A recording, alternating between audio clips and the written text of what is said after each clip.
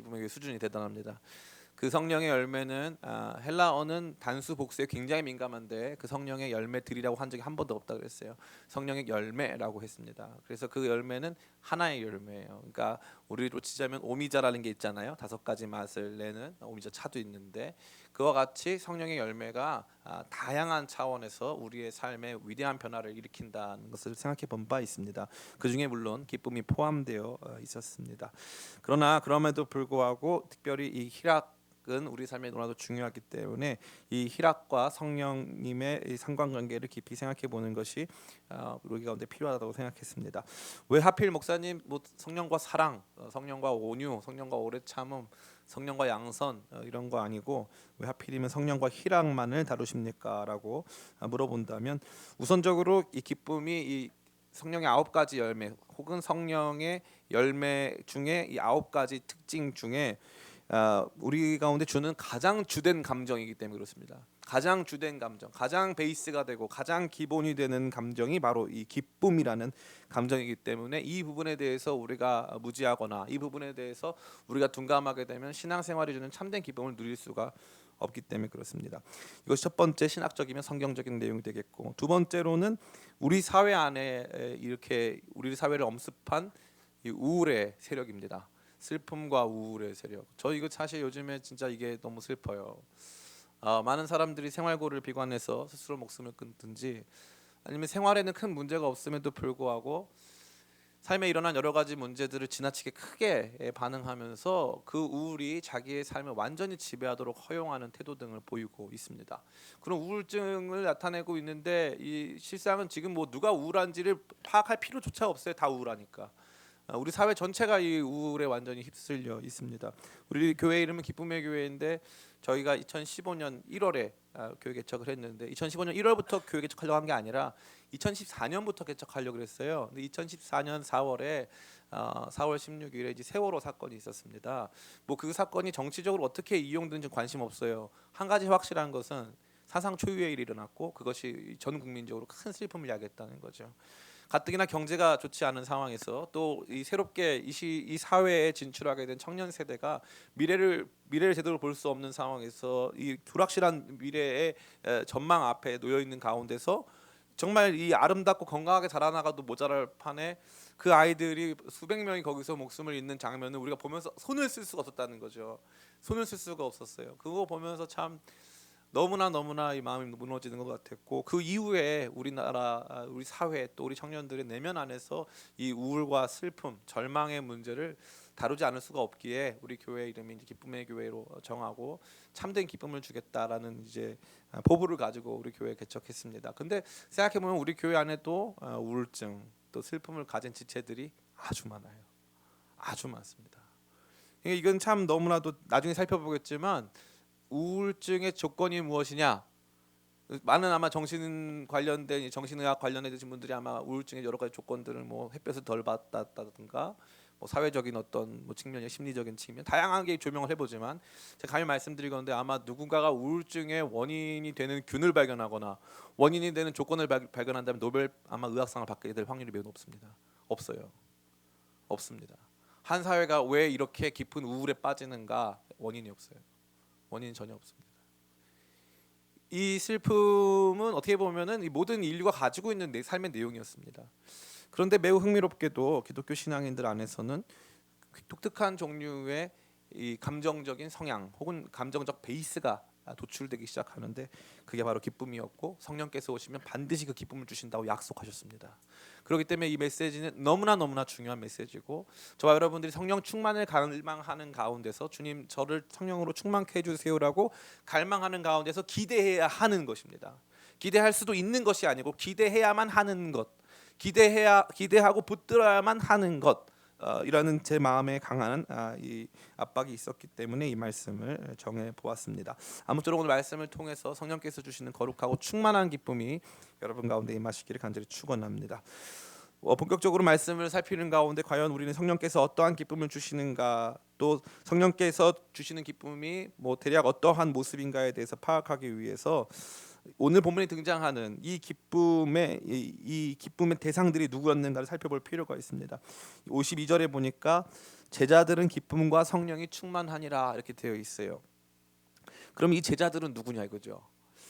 51절에 보니까 두 사람이 그들을 향하여 발에 티끌을 떨어버리고 이고니온으로 가거늘. 그러면은 이 두 사람이 제자들인가 보다라고 우리는 생각하기가 쉽습니다. 그런데 매우 흥미롭게도 사도행전에서는 사도들을 절대 제자라고 부르지 않습니다. 사도들을 제자라고 부르지 않아요. 그러니까 이 제자들은 이제 예수님을 처음 영접해서 따른 사람들이 되는 것입니다. 비시디아 안디옥 지역에서 복음을 전했습니다. 복음을 2주간에 걸쳐서 이제 복음을 전했고 그 이후에도 복음을 전했는데 사람들이 처음에 이 말씀을 듣고 매우 놀라서 이 말씀을 계속 강해해 주기를 원했어요. 그런데 이걸 하고 나니까 두 가지 세력이 있었는데 하나는 도시 전체가 이 말씀을 들었는데 하나님 앞에 돌아오는 사람들이 있었고 다른 종류의 사람들은 이 말씀을 배척했습니다. 그래서 어떤 일이 발생하냐면은 여기 보니까 50절에 이에 유대인들이 경건한 귀부인들과 그 신의 유력자들을 선동하여 바울과 바나바를 박해하게 하여 그 지역에서 쫓아내니 추방시켰다는 거죠. 그러니까 복음을 받아들인 사람들과 받아들이지 않은 사람들이 있었고 받아들이지 않은 사람들이 선동당해서 사도 바울을 이제 추방시키는데 이렇게 노력을 기울이게 되는 것입니다. 어찌 됐건 이 사도들은 그 발에 티끌을 떨어버립니다. 이 말이 뭐냐 하면은 하나님의 제자들에게 예수님께서 하신 말씀 중에 하나님 나라의 복음을 전파한 후에 그들이 받아들이지 않는다면 그 발에서 이 티끌을 떨어버려라. 그래서 너희는 해야 할 역할을 다했음을 상징적으로 표명해라. 이러한 취지로 예수님께서 말씀하셨죠. 근데 그러한 똑같은 모습으로 사도 바울과 바나바가 행합니다. 그리고 이제 떠나가는 거죠. 그런데 이 제자들은 누구냐? 그러면 그 성에 남아 있는 사람들입니다. 그 성에 남아 있는 그런 제자들, 그들이 바로 이 엄청난 기쁨과 성령에 충만했다는 내용이 되는 것입니다. 사도행전은 제자들과 사도를 반드시 구분하고 또 이 제자들에 대한 표현을 많이 등장시키고 있습니다. 그런데 여기에서는 많은 학자들이 대부분 동의하기를 절대 이거는 사도 바울과 바나바가 아니다. 여기 남아 있는 사람들, 남아 있는 믿는 자들이 이제 기쁨과 성령이 충만했다고 말하고 있습니다. 그러면 그들이 왜 기뻤냐 이거죠. 이게 핵심입니다. 왜 기뻤냐?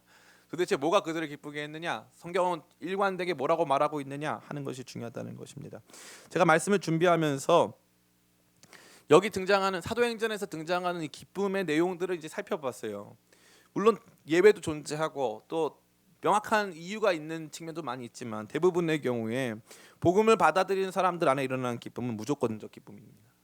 그냥 무조건 기쁜 거예요. 그냥 기뻐요. 그냥 기쁨. 그냥 기쁨. 우선적으로 우리 볼 수 있는 것은 사도행전 2장 46절부터 47절입니다. 같이 한번 화면이 준비되어 있습니다. 같이 한번 읽어보겠습니다. 시작. 날마다 마음을 같이하여 성전에 모이기를 힘쓰고 집에서 떡을 떼며 하나님을 찬미하며 주께서 구원받는 사람을 날마다 더하게 하시니라. 아멘. 성전에 모이기를 힘쓰고 집에서 떡을 떼며 기쁨과 순전한 마음으로 음식을 먹고 이제 기뻐했다는 표현이 등장하는데 이게 바로 처음 생긴 교회의 모습이었어요. 처음 생긴 교회는 예수님께서 십자가 죽으시고 부활하신 후에 40일간 계시다가 부활 승천하신 이후 열흘 있다. 그러니까 50일 십자가 유월절 사건에서부터 50일이 지났을 때 성령이 오셨습니다. 그러니까 이 50일 예수님께서 어떻게 보면은 예수님의 부활을 믿지 않는 사람들 입장에서 봤을 때는 예수님이 십자가에 달리신 지 50일밖에 안 된 상황이기 때문에 예수님에 대한 증언, 예수님을 믿는다고 하는 자기 신앙 고백이 극도로 위험한 상황이었습니다. 그리고 제가 이번 성탄절 때도 설교 드렸지만 신기하게도 예수님 죽일 때는 그 전에 원수였던 사람들이 다 하나가 돼서 예수님을 죽였단 말이죠. 그렇기 때문에 지금 예수님은 이 사회에서 전혀 환영받지 못하는 이름이었습니다. 그런데 성령께서 임하시니까 하루아침에 3,000명이 주님 앞에 돌아옵니다. 놀라운 역사죠. 그러한 역사 가운데서 그들은 사실은 이 대외적으로는 민심이 흉흉하고 또 자기가 앞으로 어떤 미래의 어려움을 만나게 될지 알 수 없는 불확실한 상황에서 날마다 성전에 모이고 힘쓰고 또 집에서 떡을 떼고 기쁨과 순전한 마음으로 음식을 먹었다고 되어 있습니다. 그들은 기뻤어요. 외부 환경과 상관이 없습니다. 사회적인 분위기와 상관이 없어요. 이 행정부가 이 일들을 어떻게 생각하고 판단하는지에 대해서는 고민이 없습니다. 그냥 좋은 거예요. 그냥 행복한 거죠. 이뿐 아닙니다. 사도행전 8장 5절부터 8절입니다. 같이 한번 읽어보겠습니다. 시작. 빌립이 사마리아 성에 내려가서 그리스도를 전파하니 무리가 빌립의 말도 듣고 행하는 표적도 보고 한 마음으로 그가 하는 말을 따르더라. 많은 사람에게 붙었던 더러운 귀신들이 크게 소리를 지르며 나가고 또 많은 걷는 사람들이 나으니 그 성에 큰 기쁨이 있더라. 아멘. 여기에서도 물론 우리가 보기에는 놀라운 일들, 더러운 귀신들이 나가고 또 중풍병자, 못 걷는 사람들이 낫는 등 여러 가지 이 기적과 또 치유의 사건으로 말미암아 큰 기쁨이 임한 것으로 보여질 수 있지만 사실 원문으로 보자면 엄청난 인과관계가 있는 것으로 보이진 않습니다. 그냥 그러한 일들도 있었고 동시에 그것으로 말미암아 엄청나게 큰 기쁨이 있었단데 여기에 이게 있었기 때문에 이 기쁨이 있었다라는 표현보다는 그저 이런 일들이 그 기쁨을 보여주는 여러 가지 일들 중에 하나였다와 같이 되어 있다는 것이죠. 그러니까 예수님을 고백하기 시작한 사마리아 성 안에도 엄청난 종류의 기쁨이 임했다는 것이고 그와 동시에 여러 가지 치유와 기적들도 일어났다는 사실입니다. 또 16장에 나타나는 유사한 장면이 있습니다. 27절부터 34절 같이 한번 읽어보겠습니다. 시작. 간수가 자다가 깨어 옥문들이 열린 것을 보고 죄수들이 도망한 줄 생각하고 칼을 빼어 자결하려 하거늘 바울이 크게 소리질러 이르되 내 몸을 상하지 말라 우리가 다 여기 있노라 하니 간수가 등불을 달라 하며 뛰어들어가 무서워 떨며 바울과 실라 앞에 엎드리고 그들을 데리고 나가 이르되 선생들이여 내가 어떻게 하여 구원을 받으리까 하거늘 이르되 주 예수를 믿으라 그리하면 너와 내 집이 구원을 받으라 하리라고 주의 말씀을 그 사람과 그 집에 있는 모든 사람에게 전하더라. 그 밤 그 시각에 간수가 그들을 데려다가 그 맞은 자리를 씻어주고 자기와 그 온 가족이 다 세례를 받은 후 그들을 데리고 자기 집으로 음식을 차려주고 하나님을 믿음으로 크게 기뻐하니. 아멘. 여기서 간수는 사실 기뻐해야 할 이유가 없습니다. 바울과 바나바가 탈옥을 했다면 사실은 스스로 목숨을 끊어야 했는데 탈옥을 안 했기 때문에 목숨을 부지해서 기쁠 수는 있지만 그렇다고 해서 이게 뭐 1계급 특진되는 것도 아니고 봉급이 오르는 일도 아니기 때문에 그렇습니다. 하마터면 죽을 뻔했다 뭐 이렇게 될 수는 있는데 그렇다고 해서 이게 뭐 이렇게까지 기뻐할 만한 삶의 내용은 전혀 아니라는 것이죠. 근데 보니까 34절에 보니까 그와 온 집안이 하나님을 믿음으로 크게 기뻐하니라라고 되어 있어요. 그러니까 하나님을 믿는 것만으로도 복음을 받아들이게 되는 것만으로도 엄청난 기쁨이 그들에게 임했다는 것입니다. 다시 뭐 이러한 측면을 가지고 오늘 본문을 생각해 보자면 제자들이 기뻐해야 할 이유가 있을까요, 없을까요? 제가 봤을 땐 기뻐해야 될 이유보다는 두려워해야 할 이유가 훨씬 많은 것 같아요. 왜냐하면은 자기들에게 복음을 전해준 사도 바울과 바나바가 지금 추방당했기 때문에 그래요. 함께 있으면은 좀 말씀도 배우면서 믿음의 확신을 가질 수가 있을 텐데 사도 바울과 바나바가 자기들이 보는 앞에서 추방을 당했단 말이죠. 그러면은 마음이 불안하고 내가 계속 이 믿음을 가질 수 있을까에 대해서 고민하고 또 다른 사람들이 오거나 사도 바울과 바나바가 돌아왔으면 좋겠다. 그러면 내가 기쁘겠다고 생각할 수 있는데 그런 거 없다 이거죠. 나에게 복음 전해준 사람들이 박해를 받고 도망가게 됐는데 그럼에도 불구하고 기쁜 거예요. 예수님 영접해서 복음 안에 살게 된 게 그냥 기쁜 거예요. 그냥 기쁜 거. 제가 오늘 본문은 시간 관계상 사도행전 말씀만 나눴지만 사실은 이 복음서 전체를 생각해 본다면 또 혹은 신약성경 전체를 생각해 본다면 항상 기뻐하라. 쉬지 말고 기도하라. 범사에 감사하라. 이는 주 안에서 너희를 향하신 하나님의 뜻이니라. 그리스도 예수 안에서 우리를 향하신 하나님의 위대하신 뜻이 항상 기뻐하라는 거죠. 항상 뭐예요? 조건이 없다는 거예요. 언제나 기뻐한다는 거죠. 제가 앞서 말씀드린 것처럼 제가 혹시 나중에 유튜브에서 설교 찾아보시는 분 계실 수 있지만 2019년 초창기에 제가 기쁨 시리즈라는 시리즈의 설교 말씀을 증거했어요. 그때 이 기쁨을 정말 제가 다 아주 분석적으로 해서 무슨 뭐 신랑 친구의 기쁨, 뭐 다양한 기쁨을 제가 다 설교한 바가 있습니다. 그런 관점에서 제가 이 기쁨에 대해서 생각할까 하다가 다시 특별히 사도행전을 읽어 나가는 과정에서 또 빌립보서 사도 바울이 엄청나게 기뻐하는 그 빌립보서를 읽어 나가는 과정에서 보니까 뭐냐면 이 기쁨은 뭐 그리스도를 아는 기쁨 다 포함되겠지만 근본적으로 그냥 기쁜 거예요.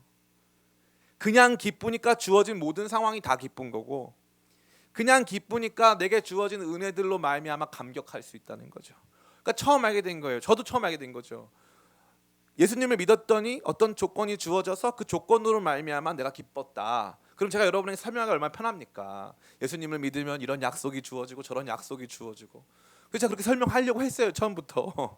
성령께서 오시면 이렇게 돼가지고 내가 기뻐할 수 있겠구나라고 하는 것을 논리적으로 딱딱딱 설명하려고 제가 이 성경을 연구하기 시작했는데, 가만히 보니까 이 빌립보 감옥의 간수는 기뻐해야 할 이유가 없는 거예요. 이 비시디아 안디옥 지방에서 지금 사도 바울의 추방당하는 장면을 보고 있는 제자들은 기뻐해야 할 이유가 없는 거예요.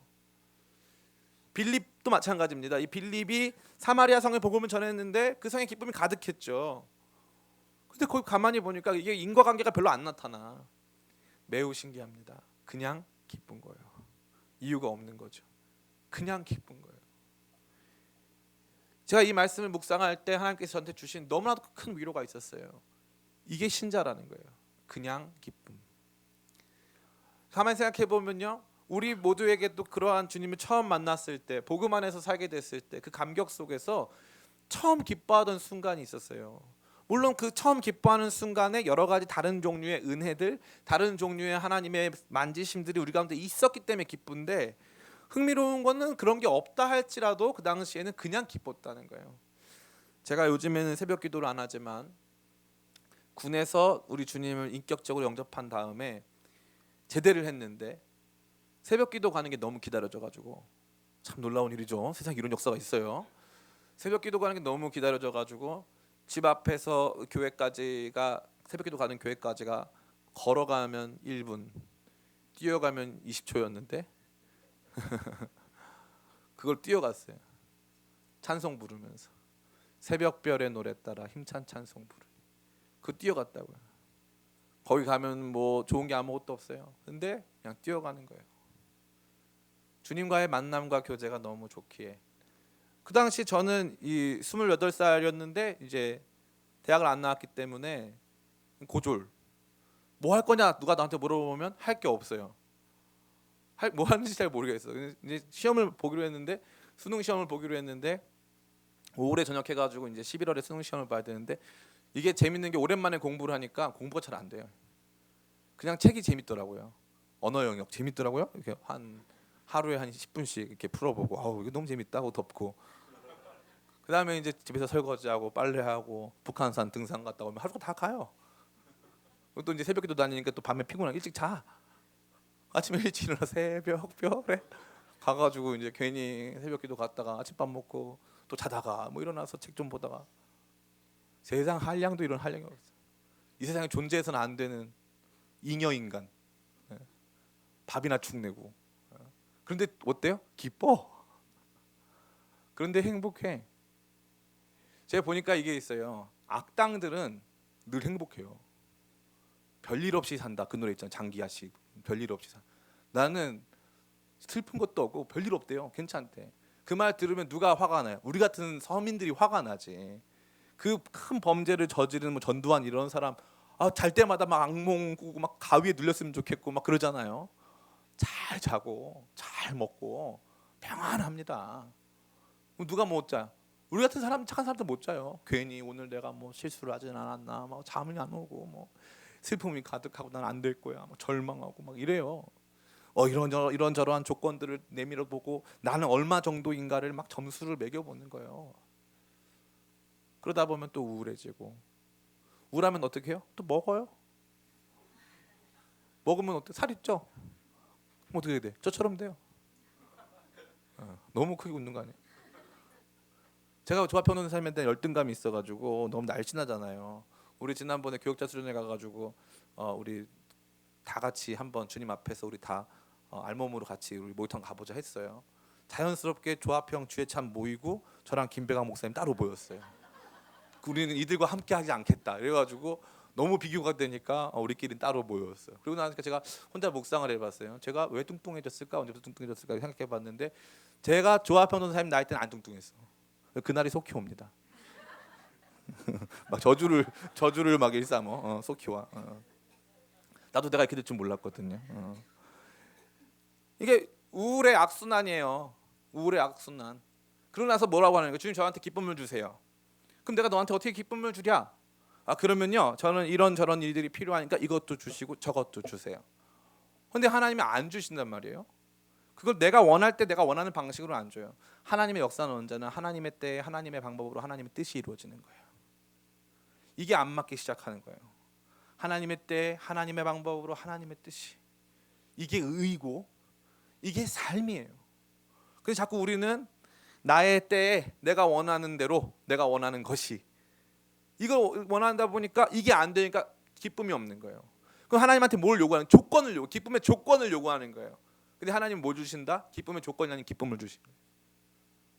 조건과 상황은 똑같아요. 바뀐 게 아무것도 없어요. 송명희 시인의 위대한 찬양 있지 않습니까? 나 가진 재물 없으나, 나 남이 가진 지식 없으나, 나 남이 없는 것 있으니 공평하신 하나님이. 그러면 그 노래를 만들었을 때 송명희 시인이 신체적으로 조금 나아지고 금전적인 문제가 해결이 되고 뭐 여러 가지 조건들이 괜찮아져 가지고 하나님을 향한 찬양이 나왔을까요? 아니면은 그걸 발견한 걸까요? 그걸 발견한 거예요. 그냥 그 기쁨이 하늘로부터 임한 거예요. 세상 모든 사람들 중에 내가 제일 못한 사람, 송명희 시인이 어떤 뇌성마비 아닙니까? 몸도 못 가누어요. 지금 그 얼마 전에 어떤 목사님이 송명희 시인이 지금 완전히 버려진 상태로 있어가지고 페이스북에 글 올려가지고 누가 좀 이 송명희 시인을 한 시대에 정말 주님의 사람으로 살아간 사람인데 누가 좀 보필해달라고 글을 올릴 정도였어요. 제가 이 말씀을 듣고 나서 보고 나서 너무나도 큰 충격에 빠졌어요. 이요한 목사도 기쁨을 구할 때 기쁨을 구하는가 기쁨의 조건을 구하는가 봤더니 나는 기쁨의 조건을 구하고 있더라고요. 교회 장소가 좀 해결되면 좋겠다. 우리 교회가 좀 더 성숙한 교회가 됐으면 좋겠다. 리더들이 많이 세워졌으면. 요즘에는 사람 걱정은 많이 안 해요. 우리 교회 더 큰 교회 되고자 하는, 제가 개척교회 목사니까 교회가 그래도 얼마 정도는 됐으면 좋겠다는 생각은 늘 있었죠. 근데 지금은 그 생각 없어요. 왜냐하면 지금 걱정돼. 너무 많아질까 봐. 할렐루야. 그래서 지금 하나님 천천히 성장시켜 주세요. 막 이거 기도합니다. 그 정도로요. 이제 우리 교회가 걱정 많이 해야 될 정도로 앞으로 커질 텐데, 커지고 말고를 떠나서 제가 이제 걱정이 되는 게 뭐냐면, 저 자신이 목사이기 전에 신자로서 저 자신이 무슨 조건이 나를 행복하게 할 것이냐를 가지고 생각하다 보면 행복할 게 아무것도 없다 이거죠. 아무것도 없어요. 행복한 게. 그런데 기쁨이 임하면 그 어떤 조건도 행복하지 않을 조건이 없어요. 제자들에게, 이 제자들은요 마치 그냥 바람처럼 누가 와서 복음을 전해준 거예요.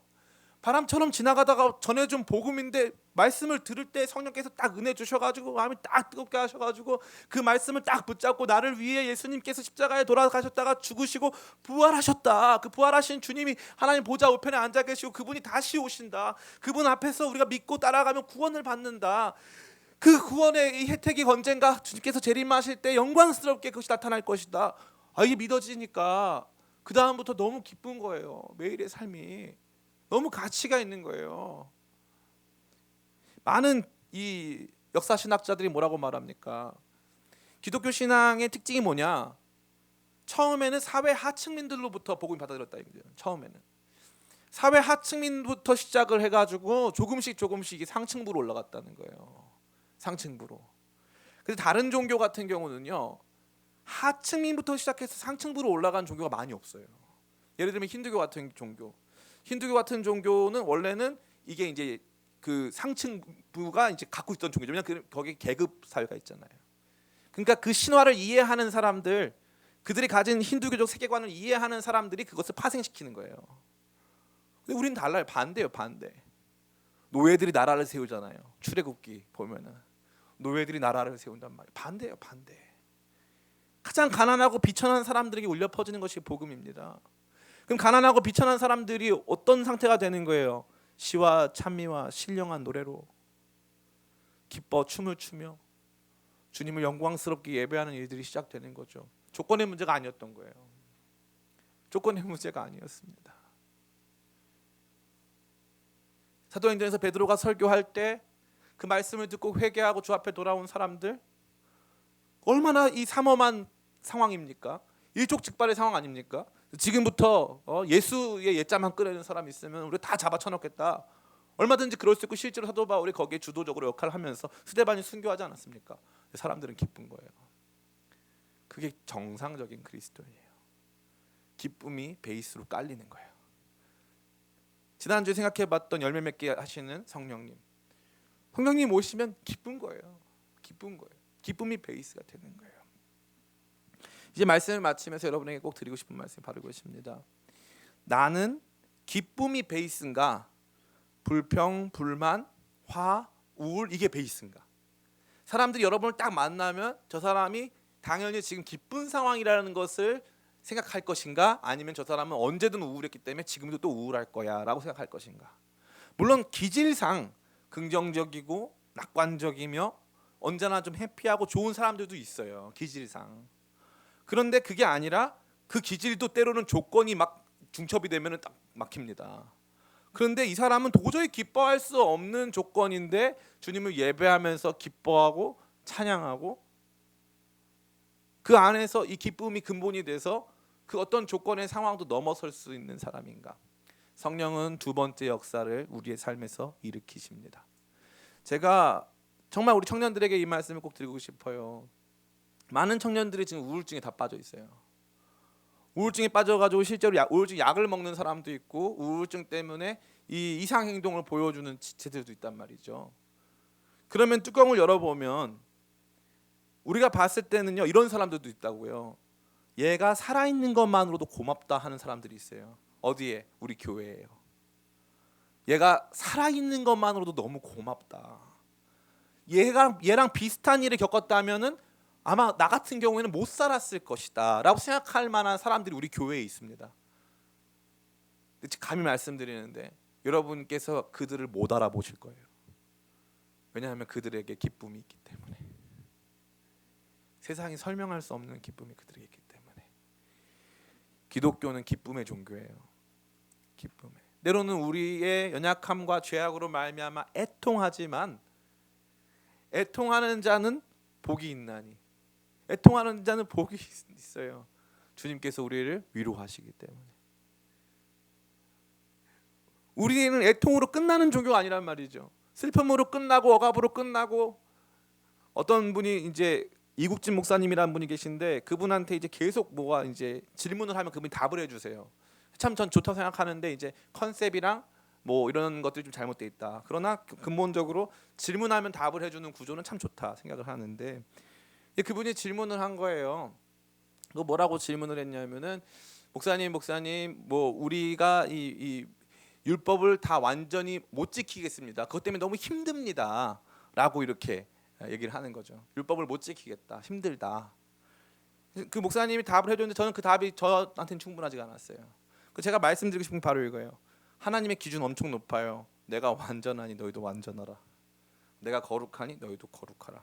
이게 만약에 그냥 여러분이 일반적인 사람 만났다. 부모가 이런 부모다. 완벽주의 부모가 아니라 완벽 부모잖아요. 우리 하나님은 그냥 우리 부모님은 완벽을 추구하시는 게 아니라 그냥 완벽하신 분이시니까 부모가 완벽주의였면 아마 우리 다 우울증 걸렸을 거예요. 근데 하나님은 어떻게 하는 거예요? 내가 거룩하니 내가 완전하니 너희도 거룩하고 완전해라. 우리가 같았으면 어떻게 해요? 하나님의 완전에 반항하는 거죠. 싫어요. 아니면은 그거 막 해보려고 하다가 낙담하고 쓰러지는 거예요. 그거 억눌려 가지고 너는 죄인이야 막 이러면서 너는 결국 못 해낼 거야 이렇게 억눌리는 거죠. 근데 참 신기한 게 뭐냐면은 성령께서 우리 가운데 임하시면 기쁨으로 그 길을 걸어가고 싶은 거예요. 주님을 기쁘시게 하는 그 길이 나한테 힘든 길이 아닌 거예요. 그러니까 여기에 출발점이 뭐냐면은 바로 사랑이에요. 바로 사랑. 그러니까 우리 주님을 내가 진짜 진심으로 사랑하기 때문에 그 주님이 원하시는 그 길을 가는 것도 힘든 게 아니에요. 그런데 여기에서 그게 안 생기면은 그 굉장히 중요한 그 성령으로 말미암는 근본적인 기쁨이라고 하는 세팅이 딱 안 생기면은 하나님께서 부과하시는 모든 게 다 부담인 거예요. 은혜도 부담이야. 왜 나한테 아들을 주셨어? 부담스러워. 왜 예수님 내가 언제 예수님 저보고 대신 죽어달라고 했어요? 저 부담스러워요. 왜요? 성령께서 주시는 근본적인 기쁨, 우리 삶을 완전히 아우르는 근본적인 기쁨이 우리 가운데 없을 때는 주님께서 주시고자 하시는 그 모든 것이 다 부담입니다. 그래서 흥미롭게도 헬라어에서는 카라가 기쁨이라는 뜻이거든요. 그래서 저는 개인적으로 우리 여기 이 홀을 저는 카라홀이라고 불러요. 카라홀. 저만 불러요. 아무도 안 부르는데 저만 우리 카라홀 이렇게 불러요. 그러면 카라가 이제 기쁨이란 뜻인데 은혜는 뭐예요? 은혜 카리스. 은혜는 카리스. 이게 다 카라에서 나온 어원이에요. 카리스예요. 기쁨이 가득한 상태 혹은 누군가를 기쁘게 해주기 위해서 값없이 내어주는 것인 거죠. 근데 재미있는 게 감사는 뭐예요? 감사는 유카리스티아 이게 감사거든요. 유가 붙으면 좋다는 뜻이에요. 은혜에 대해서 아주 좋아하는 거, 은혜에 대해서 좋은 마음을 갖는 거 이거예요. 이게 다 감사, 기쁨, 은혜 다 연결돼 있어요. 그래서 은혜를 은혜로 받을 수가 있어요. 기쁨이 있을 때 은혜를 은혜로 받아 감사할 수 있어요. 카라가 있을 때 카리스를 유카리스티아 할 수 있는 거예요. 어려운 말이 갑자기 목사님 방어 나오죠. 여러분의 통역의 은사가 막 이렇게 할 수 있는 거예요. 그런데 이게 한 번 이 카라가 없으면 이 어원이 카라인데 카라가 없으면요 뭐 카리스가 와도 이게 하나도 안 좋은 거예요. 기쁨이 쫙 임하는 거예요. 기쁨이 그냥 내면 가득히 기쁨이 쫙 임하는 그 상태. 그게 딱 이루어지면은 그 다음부터는 다른 조건들이 없어도 기뻐하고 감사하고 행복한 사람으로 살 수 있는 거예요. 교회 다니는데 오만상 인상 쓰고 저 얘기하는 거죠. 오만상 인상 쓰고 막 이렇게 힘들어하는 사람이 있어요. 제가 그래요. 나는 개척교회 목사야. 사람들이 내가 힘든 거 아무도 몰라. 이게 이 찌질한 마음이 제 안에 있어요. 아마 이거 없는 개척교회 목사님 거의 없을 거예요. 다 있어요. 왜냐하면 너무 힘드니까 사람들이 몰라주니까. 그런데 하나님께서 저를 당당하게 만드시는 순간이 언제예요? 제 안에 찾아오셔서 기쁨을 쫙 채우시는 거예요. 나의 영혼아, 너의 영혼아, 어찌하여 속에서부터 낙심하느냐? 왜 낙심하냐? 네가 낙심할 이유가 어디에 있냐? 너 영광 위해서 시작한 거냐? 너 돈 많이 벌려고 시작한 거야? 너 가만히 생각해봐. 제가 가만히 보니까 우리 교회 성탄절 예배 이렇게 보면은 너무 감격이 넘쳐요. 많은 청년들이 생각해요. 목사님 날 안 좋아해. 목사님 날 안 좋아해. 뭐 이렇게 생각을 많이 해요. 제가 실제로 안 좋아할 수도 있어요. 누구를 좋아하고 안 좋아하면 제 마음이죠, 그죠? 그건 제 마음이에요. 제가 다 사랑. 착각하지 마세요. 제가 모든 사람 다 사랑할 거라고. 저는 하나님이 아니니까. 그런데 저는 기쁨의 교회를 사랑해요. 여러분 이거 이해가 되세요? 사람은 다 그런 거예요. 한 사람 다 사랑하고 다 아끼고 막 그 사람을 위해서 막 심장까지 다 내주고 그런 사람 없어요. 근데 마음 중심에 기본적인 기쁨이 있어요. 이 원천적이고 기본적인 이 중심에 있는 이 기쁨은 무조건적 기쁨이에요. 놀라운 거는 우리 주님께서도 여러분을 이 기쁨을 가지고 기뻐하세요. 여러분의 행동이 미울 때가 있죠. 근데 어때요? 기본적으로 기쁜 거예요. 기본적으로. 우리도 마찬가지. 하나님 앞에 그런 존재로 서 있는 거죠. 그러고 나면은 다른 조건들이 없어도 기뻐해. 그럼 무슨 문제가 발생합니까? 기뻐하면 조건이 달라져요. 이게 흥미로운 거예요. 조건이 달라야 기뻐한다 생각했는데 기뻐하면 조건이 달라져. 기뻐하면 삶을 살아낼 가치가 있어. 기뻐하면 어려운 조건 속에서도 작은 변화들이 일어나요. 기뻐하는 것이 먼저예요. 조건이 먼저가 아니라 기쁨이 먼저라 이거죠. 복음을 듣고 기뻐하면 달라져요. 여러분 가만히 생각해 보세요. 이 많은 제자들이 이 비시디아 안디옥이 이 갈라디아 지방에 있어가지고 이 교회가 갈라디아 교회예요. 나중에 이 많은 제자들이 봤을 때 야 내가 진짜 사도들 다 떠나가고 이런 조건 저런 조건 충족이 안 되고 교회도 없고 아니 뭐야 사도들이 와가지고 그냥 가버리는 바람에 우리 교회는 성가대도 없잖아. 아이고 이거는 뭐 아무것도 안 생겼잖아. 이렇게 절망 절대 안 한다 이거죠. 이유가 없는 거예요. 그냥 기쁜 거예요. 그냥 기쁜 거. 그냥 기쁜 거. 이 그냥 기쁨이 성도에게 회복되지 않는다면 다른 조건적 기쁨으로 채우려고 하는데 그럼 반드시 실패합니다. 반드시 실패해요. 이제 말씀 마칩니다. 사랑하는 우리 청년 성도 여러분, 왜 이렇게 슬퍼하세요? 누가 떠나갔어? 누가 여러분 힘들게 해? 미래가 불투명해? 뭐가 이렇게 여러분을 힘들게 해요? 우리가 언제 왔다 언제 갈지 누가 압니까? 아무도 모르죠. 그런데 주님께서 뭐라고 하세요? 내가 사랑하고 기뻐하는 이는 내 사랑하는 자다. 내가 저를 기뻐하노라. 주님께서 말씀하신 하나님이 그냥 기뻐하시는 그 아들 예수님을 우리를 위해서 주셨다 이거죠. 그 말을 들은 사람들이 하나님이 나를 기뻐하시는구나. 그거 하나로 그냥 끝나는 거예요. 이러면 되는 거예요.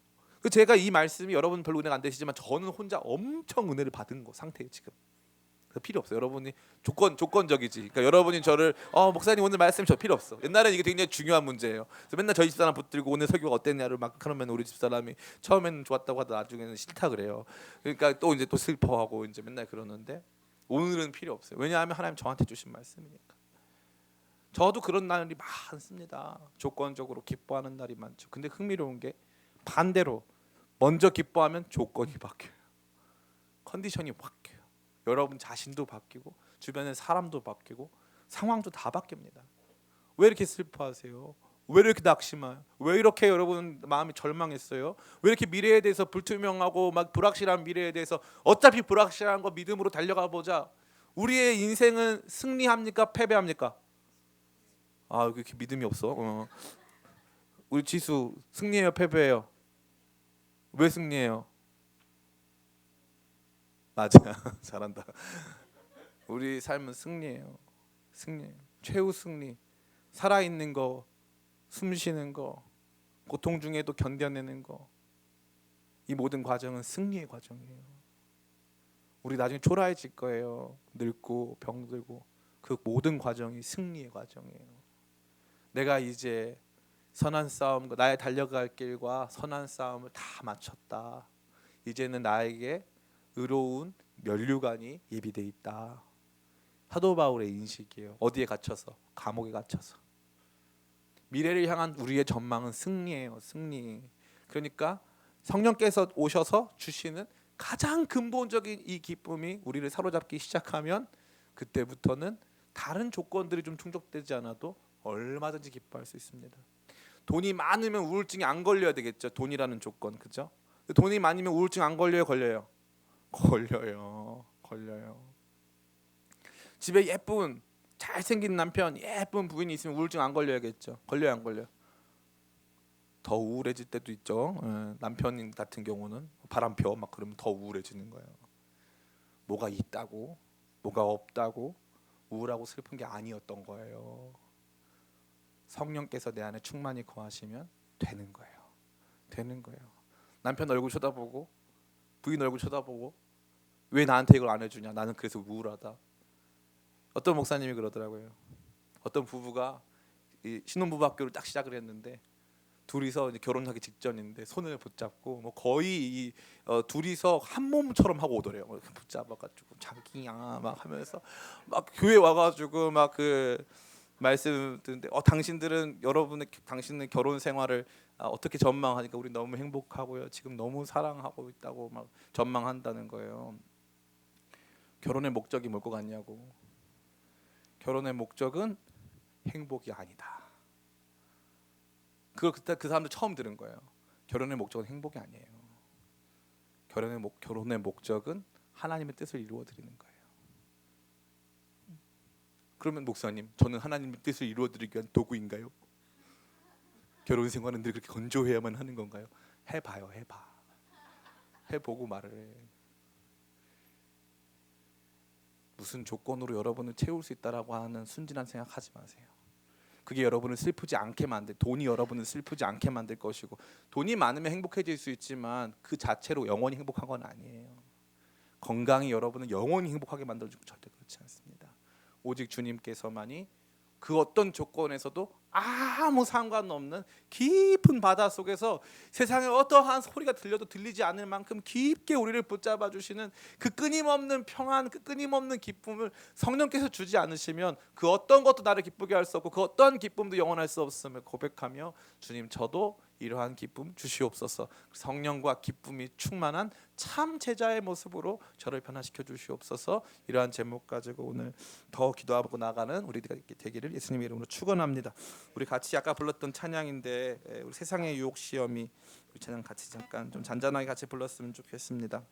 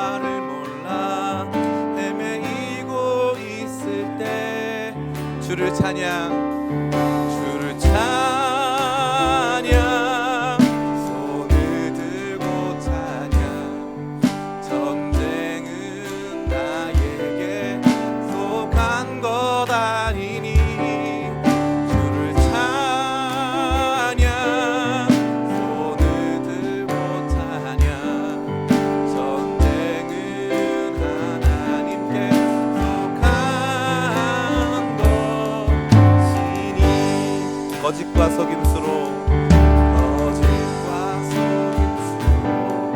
가득 찬 세상에서 어디로 갈지 몰라 머뭇거리고 있네. 공중의 원세 찾아 지금 너구리들을 실패와 절망으로 넘어뜨리려 하네. 3절 주위를 둘러보면 주위를 둘러 아무도 없는 듯 믿음의 눈을 들면 눈은 보이는 분 대신에 지금도 내 안에서 역사하고 계시는 사망과 어둠의 권세 물리치신 예수님 주를 찬양 주를 찬양 손을 들고 찬양 전쟁은 나에게 속한 것 아니니 주를 찬양 손을 들고 찬양 전쟁은 하나님께 속한.